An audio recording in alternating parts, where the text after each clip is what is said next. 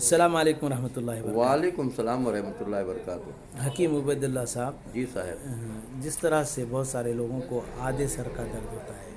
اور کسی کو پورے سر کا درد ہوتا ہے اور درد سے جو ہے نا تڑپتے رہتے ہیں، اور کسی کو جو ہے نا ہمیشہ درد رہتا ہے سر کے اندر، بڑے پریشان رہتے ہیں، تو ایسے لوگوں کے لیے آپ کے پاس کیا علاج ہے؟ ایسے لوگوں کے لیے سب سے آسان نسخہ یہ ہے، پیور گھی جو ہے گرم کر کے تھوڑا کمکما کر کے دونوں ناک میں 3 قطرے پہلے ڈال دیں۔ پیور گھی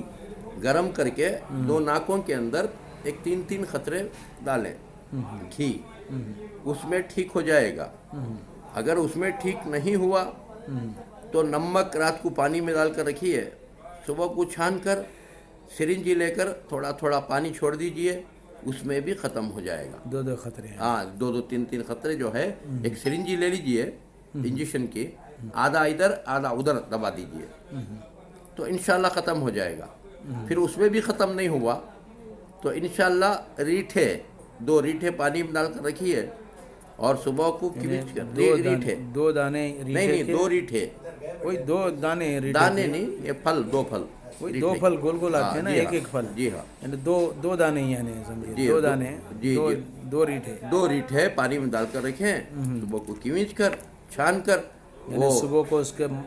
یعنی صرف ریٹھوں کو جی مت لیا جائے، اس میں سے جو پانی نکلتا ہے اس کو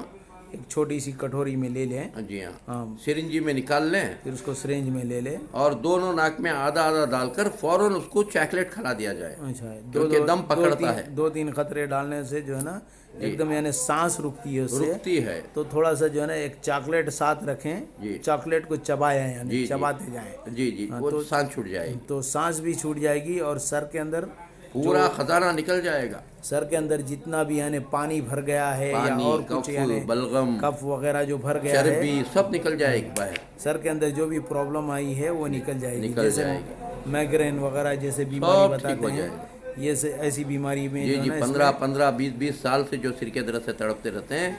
وہ سب کچھ ٹھیک ہو جائے گا انشاءاللہ تعالی۔ تو یعنی ریٹھے کے دانے 2 چیز، یعنی 2 ریٹھے یعنی اتنا بڑا کام کرتے ہیں۔ جی ٹھیک ہے انشاءاللہ تعالی۔